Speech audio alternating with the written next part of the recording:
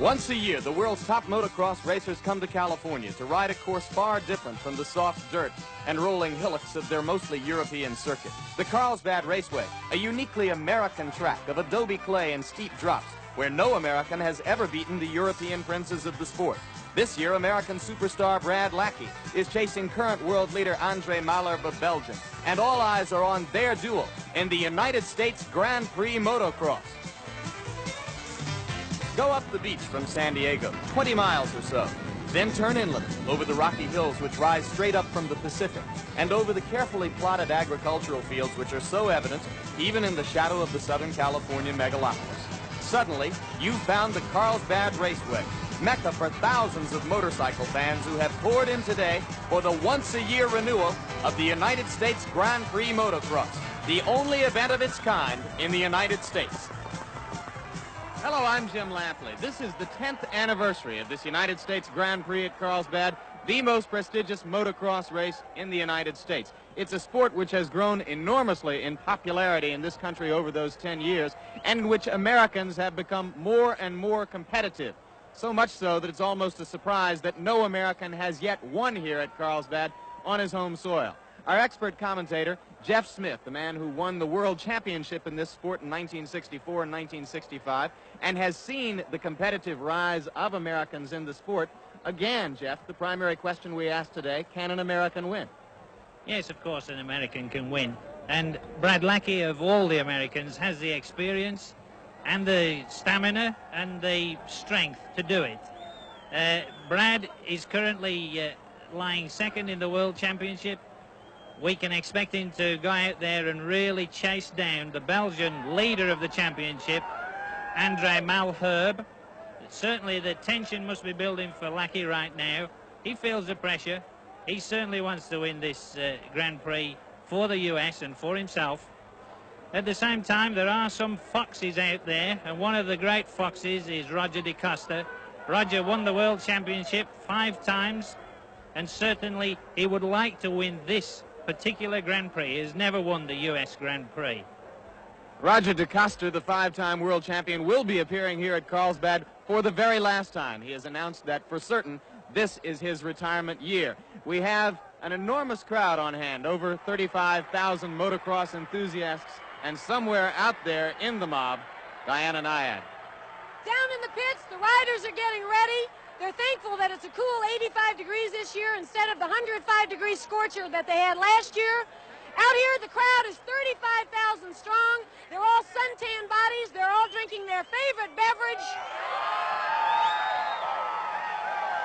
And they are all rooting for Brad Lackey, who has the chance to be the highest American finisher in the World Cup ever. 2 years ago, Lackey finished second, so all that remains for him now is to become the first American ever to win the overall championship. He is quite definitely the center of attention here, but now just one of many along the grid as the riders await the start of the first of the 2 40-minute motos, or races, that make up the Grand Prix. 40 riders along the grid. This is a very critical part of the race. Each of those 40 riders bent on being the first one to the end of the long straightaway, about 130 yards, out of which they make a hard left turn onto the course for the first lap. Each rider has chosen his position along the grid with an eye toward finding the smoothest line toward that first turn. The man in the foreground on the left of the screen was the starter, holding up the sign which says, "Now they go," and they're off the gate. We'll look for the man who gets the whole shot coming out of that turn. And it's going to be a surprise leader. Number 23, Marty Moates from down the road in San Diego, an American who doesn't race on the world circuit, has the lead. And that is Steve Beamish of Great Britain, who's already gone down. Another man's down. That's Jack van Belthoven, a Belgian veteran, down in the middle of the course. Meanwhile, out on the race course, Moates still has the lead. As you look at a graphic map of the Carlsbad Raceway course, 1 mile in length. The straight portion at the bottom left of the map represents the start area, which the riders have already left. And if you regard that map as a set of fingers, then the key part of the course is the long middle finger. On the left side, the Carlsbad Freeway, a long uphill section where most of the passing in the race should take place. On the right side, coming back down, a straight drop. 11 stories is the equivalent to that drop, and they come down very fast, and that hairpin turn to the left at the bottom of the drop is the most difficult turn on the course. The riders reach a top speed of something like 60 miles an hour on the uphill Carlsbad Freeway section, and perhaps again on the relatively straight backstretch section of the course, which you saw on the right side of the graphic. Now out on the course, Marty Moates from down the road in San Diego has opened up a big lead on the European princes of this sport who are trailing behind him, and that is more than a big surprise, a very pleasant surprise, Jeff Smith, for the Californians who line the course and are there to cheer for Brad Lackey, but right now they'll be screaming for Marty Moates. This is amazing. This young man is only a privateer. He's not backed by a factory. And there he is out in front of the best riders in the world. It's absolutely amazing. It obviously, in my view, can't last. On only a few occasions in the past have Americans led here at Carlsbad. Lackey has led for a while. Gary Sinnott years ago. A man named Jim Pomeroy became the first American ever to win a moto here a few years ago, but then he was unable to finish the second moto. Last year, a young man named Mike Bell led through most of the first moto, but wilted in 105-degree heat and was unable to finish. Today, it's not quite so hot, perhaps 85 or 90 degrees, and Moates looks very good as he comes back around toward the front straight to complete his first full tour around the Carlsbad Raceway course. Listen to the roar as he comes by the start-finish line.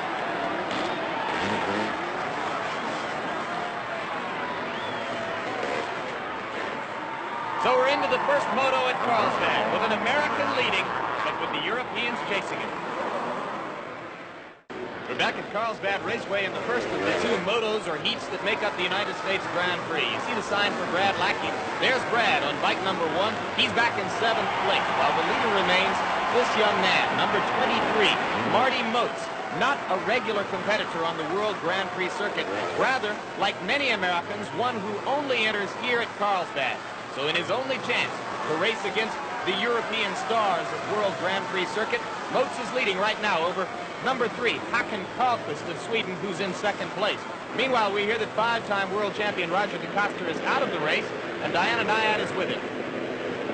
Roger DeCoster, what happened? What's going with the leg? Well, I got a pretty good start, and the first lap on the main downhill, one rider came and cut across everybody and took out my front wheel and a couple other guys. And just went down and bent the bike up and hurt my leg a bit. So is it mostly the leg or the bike that took you out? It was the bike. Oh, there was no way we could ride with the bike, but my leg needed, I think. DeCoster is the man who is the biggest name in the history of the sport. He's won at every other Grand Prix circuit. He has never won here at Carlsbad, and now in his last appearance here, his bad racing luck continues to dog him. Meanwhile, out on the course, Marty Moates continues to hold the lead, but Håkan Karlqvist of Sweden has sliced what was once a sizable lead into a razor-thin margin of less than 2 seconds. And now at this point, Jeff Smith, Moates certainly feels Karlqvist's presence behind him. Absolutely.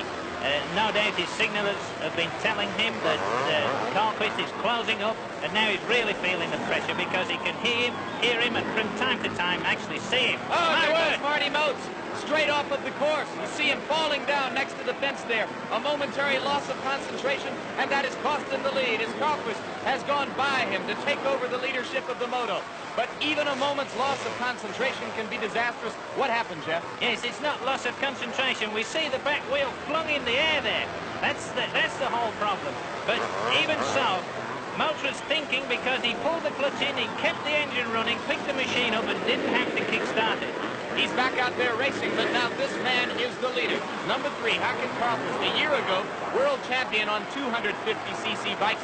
This year moving up to 500cc's, and 4th in the standings behind Mallard, Lackey, and Brett Romans coming into this race. But right behind him and chasing him very heatedly in 2nd place is another young American. Number 16 is Danny Laporte, 23 years old from Sun Valley, Idaho, a bigger name here in the States than Marty Moates. And the crowd is now coming alive for both Laporte and for Marty Moates, who's back up and in 3rd place within hailing distance of the leader. That's astonishing. Moates is really moving around this circuit. Laporte is certainly an excellent rider, but I must say I'm beginning to be very impressed by Moates.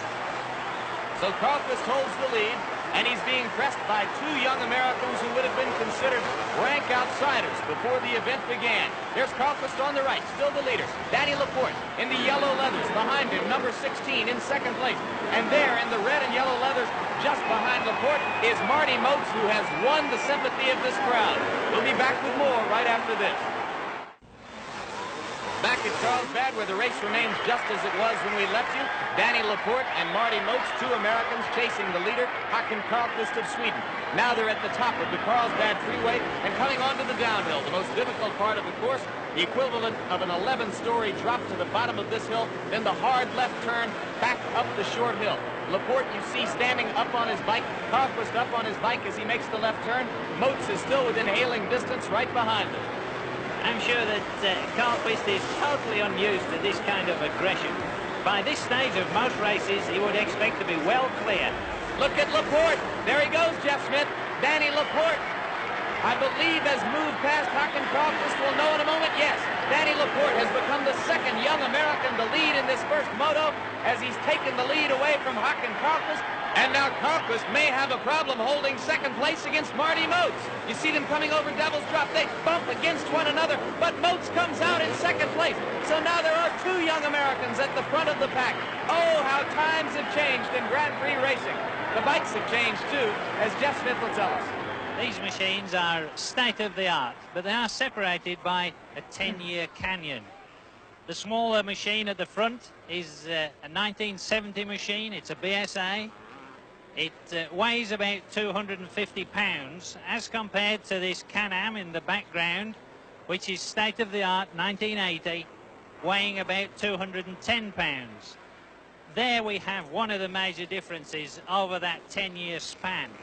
Another very obvious difference is this tremendous suspension movement on the 1980 machine when we compare it to the 6 inches of movement here on the BSA. And we have a very similar situation at the back here. Once again, 12 inches of movement against 4 inches on the old BSA. State of the art, separated by 10 years. 10 years of advancement, 10 years of lightning, and 10 years of suspension and more comfort added to the machine. And 10 years of enormous growth in the sport of motocross, especially in the United States, represented by the two men in the lead, 16 Danny Laporte, 23 Marty Moates. There goes Laporte off the side of the track. A temporary loss of control, and suddenly Marty Moates, who led throughout the first half of this moto, is back in the lead again. So Moates takes advantage of the slight error by Laporte to go back into the lead. And now Laporte is having trouble holding second place. He's lost it as Håkan Carlquist moves straight past Laporte and back into second place. Now Carlquist will be drawing dead aim on Moates. We're very late in the first moto, but Marty Moates may be headed toward the upset. Quickly, let's see what happened to Danny Laporte. This is a loss of concentration. What we shall see is his front wheel begin to slide away on this treacherous adobe surface, and he's not watching what he's doing. Here it goes. There goes the front wheel. Now he's very, very lucky. Here he manages to control it with his left leg, flailing legs. And of course, there we see Marty Moates sliding by, taking advantage of that mistake. Carlsbad Raceway in Southern California, a motocross course lined by 35,000 racing enthusiasts from the United States, most of whom came here today hoping that after 9 long years, they would finally be rewarded with an American victory in the U.S. Grand Prix. Now the flag is out, showing 1 lap to go. And if they're going to get that victory in the first moto, they're not going to get it from the man they expected to get it from, number 1, Brad Lackey, the lone American who has struggled for years to make progress on the world circuit. No, they may get it from this man, 23-year-old Marty Moates from down the road in San Diego, a man who has spent his racing career not racing against the Heikki Mikkolas and Garrett Bolsons and Roger DeCosters of motocross, but rather here in the United States, racing against other young Americans like himself. Jeff Smith, I didn't think I'd ever see it. No, it's certainly surprising that a young man of this caliber has arisen from the American ranks so suddenly. He's stayed here in the US, no doubt, because the rewards for motocross here are in some ways superior to what one would expect in Europe. Certainly until he would reach world champion or world championship level. but of course he's giving us a demonstration that he's bordering on the World Championship quality. He still holds his lead over Håkan Karlqvist of Sweden. You see both of them in the shot right there, and that is not a big enough lead for Marty Moates to begin celebrating right yet. He still has about half of the course to conquer, but we're in the last lap, and if Marty Moates can win, he will become only the third American ever to win a moto at Carlsbad, and he will put himself in an excellent position to become the first American overall champion in this Grand Prix, in which your overall finish is determined by your combined standing in 2 motos. So after they finish, there'll be a break, and then Marty has to go out and try to do it one more time. It's an exhausting, grueling sport. It's a sport in which any loss of concentration can be disastrous. Marty Moates had one single momentary error in this first moto, but he has come back from it, and that is the mark of a champion. Yeah, that's certainly true.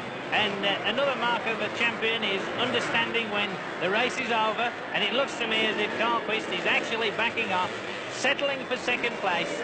And Moates, of course, is spurred on by the crowd. They came to cheer for Lackey. They're cheering now for Marty Moates. He has a hand in the air already, and now he'll look for the checkered flag. There it is.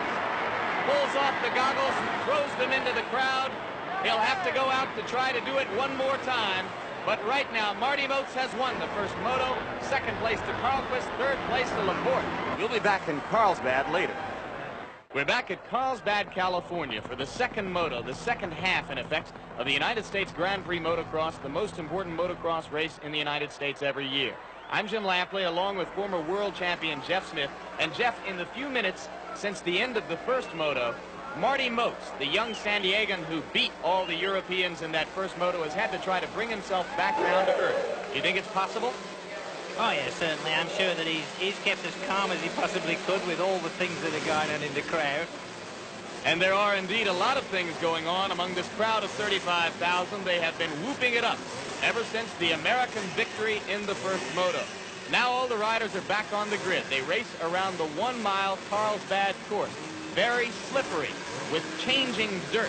The course will look different now than it did the first time they attacked it just a little while ago. The pressure in this moto is on young Marty Moates, number 23, the man who won the first moto in a big surprise over Håkan Karlqvist of Sweden. The question now, can Moates do it again? There he is, to the right of your screen, on the inside as he comes off the line, looking for the whole shot, which will give him the lead in the second moto, and it looks as though he's going to have it. Marty Moates, for the second consecutive time, has come off the line first and taken the lead as they go out onto the course. And there you see the rest of the field coming around the turn and onto the course behind him.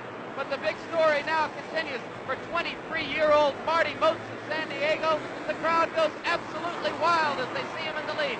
Behind him, Rex Staten, number 20 of the United States, with the American flag on his helmet. And then Jean-Jacques Bruno of France, number 7, is in third place. Fourth place at this moment appears to belong to number 18. That is Gary Semix of the United States. And in fifth place, it is Håkan Karlqvist of Sweden, who has moved up once again to challenge for the lead. Marty Smith is in sixth place. Brad Lackey is in seventh. But what a tremendous start for Marty Moates. Moates has obviously an excellent line coming down the starting straight there. Malherbe was nowhere to be seen in the first race, and he's in trouble again in this second race. I don't know, my engine is just stopping right now, and just 5 seconds before the start, I don't know what happened. And you couldn't get it going, couldn't possibly get in the start. It's not possible. It's finished for me today.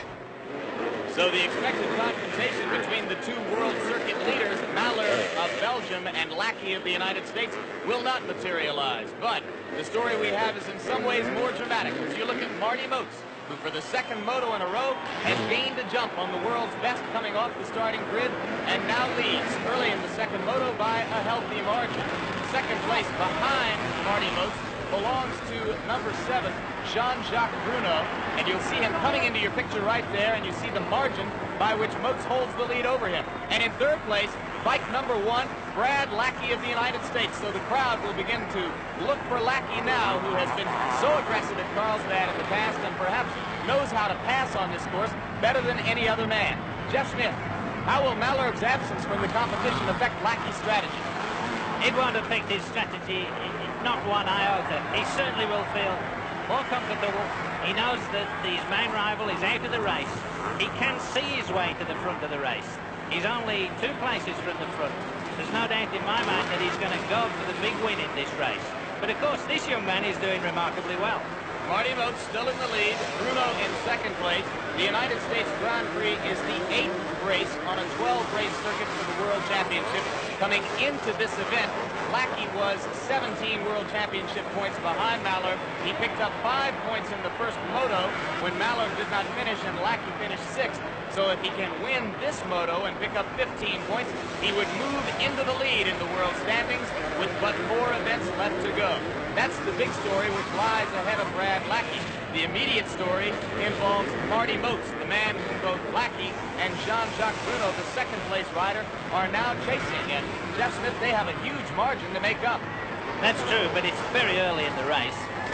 And Lackey, of course, is very experienced. He understands the game. And the game is, of course, to be in front at the end of the race, not at the beginning or in the middle. It's a sport in which conserving the machine is really paramount because there are so many little things that can go wrong, but one thing that's just gone right for Brad Lackey is that he passed Jean-Jacques Bruno at the bottom of the Carlsbad Freeway. You look at Moates, who's still well out in front, but back behind him, a challenge may be brewing. Lackey went around Bruno on the inside at the bottom of the freeway. Jeff Smith, how'd he do it? Well, here you see them both following the same line. Lackey accelerates, crosses to the inside. Bruno is going to take the outside, the extreme, and usually the fastest, but now Lackey is on his inside. Bruno has to brake at that point. That has moved Lackey into second place, and you see how rapidly he has made up much of the margin by which he trailed Marty Moates. And now suddenly we do have a 2-man American battle at the front of the second moto. Back at Carlsbad, Marty Moates still being chased by number 1, Brad Lackey. Lackey, the man who, even for European motocross fans, is perhaps the most compelling personality in the sport. Let's learn why. It's different now for Brad Lackey. His success on the World Grand Prix circuit in the past 3 years has put him over the top financially. And the garage at his comfortable Northern California home now houses a Mercedes-Benz and a BMW, where once there might have been a battered van or an old compact. It's a long way from the lean years spent training in Czechoslovakia, bathing in a pond behind a trailer. For Brad, daughter Leah, and wife Lori, the new lifestyle is the hard-earned reward for a difficult decision made 9 years ago, to strike out on his own and go to Europe. In '72, when I returned to the States, I won the races relatively easily. There was, I think, 6 or 8 nationals that year, and I won all of them. And I just looked at '73 as it was going to be a repeat, and I really wasn't going to learn too much more about racing the way the Europeans were doing it. Because when I went in '71, I was getting lapped. They were just, everybody starts at the same time, and I was a lap behind by the time the race was over. And like I said, I came home and won easily. And I just thought, well, if I'm going to get any better, and I wanted to be as good as those guys because they impressed me so much, that I would have to go there and race on the tracks and with them, or else I would stay here and more or less get stale and not really improve much more. Brad went over to Czechoslovakia in 70, or 71? 71 was that year when I was there. 3 months. So I didn't go over, and I was still in school, so, I was just a baby then. Yeah, I had to stop school to go then. I had a chance to go, and they said, okay, you can go now. It was in the summer vacation of my final year. And then they said, okay, you can stay and ride some Grand Prix on a factory bike, or you can go home and finish the last 3 months of school. I said, I'm staying, I can always go finish school, which it turned out I never had time to do it, but I think I made the right move. In a sport where physical conditioning can often be the difference between victory and defeat, Brad has been a pioneer, the first motocross racer to hire his own full-time physical trainer. He is frequently cited by motocross devotees as the prime example of the extreme aerobic and muscular fitness necessary for success in their sport. But for Brad Lackey, success is something built more on emotional stability than physical strength. I could never put the pressure on him to stop for, just for myself, because when I married him, I knew the lifestyle that he had, and that was a decision that I had to make too. And so we're going to stick it out.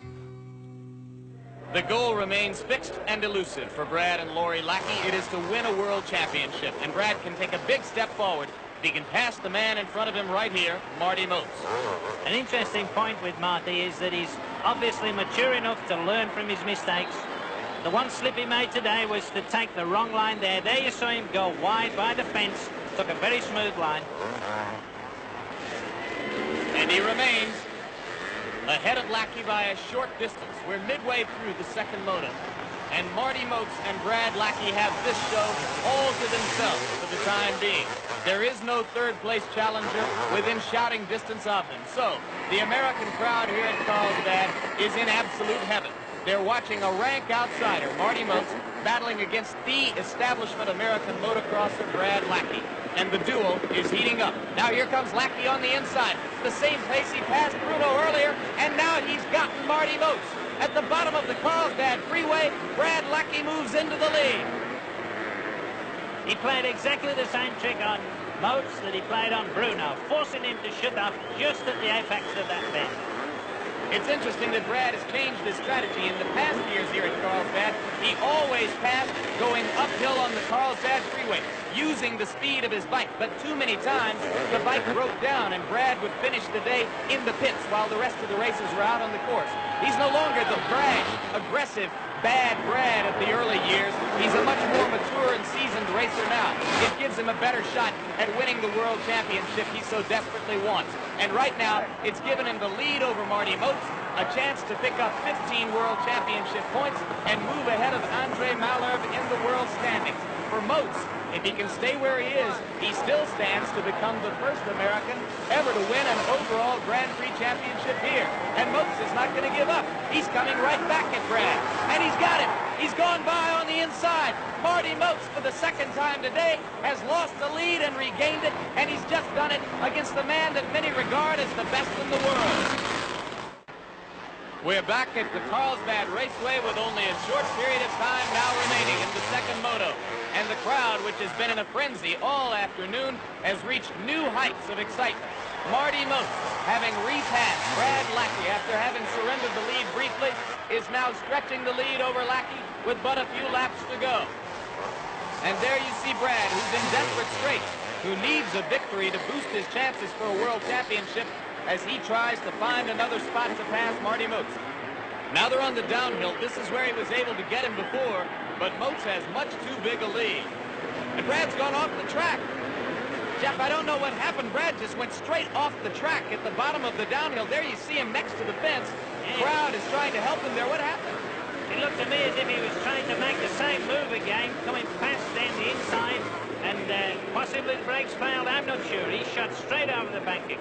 He never even turned the wheel. Let's look again in slow motion. There's Lackey right at the corner of the downhill, and here he goes. Yeah, he doesn't seem to be making any effort to turn the corner. Obviously moving much too quickly as he hit the apex there. So the hairpin at the bottom of the downhill has shown you its treachery and has given Marty Moates what would seem to be an insurmountable lead with now but a few laps to go. There is Lackey back out on the course. And I don't know if Brad is still eligible to compete for this championship, because it appears to me, Jeff Smith, that a lot of people were helping him get his bike back out from under that fence. Here's Moates, well in front as he comes under the start-finish line, and there's the white flag signaling only one more lap.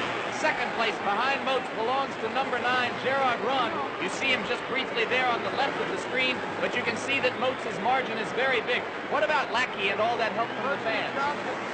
The rules certainly state that any outside assistance would in fact put him in jeopardy of losing his place. So yes, I think that probably Lackey's aware of that. He knows that he couldn't carry on without some kind of a process being logged. What a blow to Brad, who appeared to be in a position to pick up at least 12 World Championship points, and now will get none, and leave Malherbe in the lead with but 4 events left to go. But that's another story. Here's the big story of today, because no American has ever won an overall Grand Prix championship here at Carlsbad. In the past several years, 4 victories, in fact, by Gerrit Wolsink of Holland. He has dominated this race. Wolsink hasn't gotten a call all day. Roger DeCosta, the great veteran, out of the first moto and not a factor all day.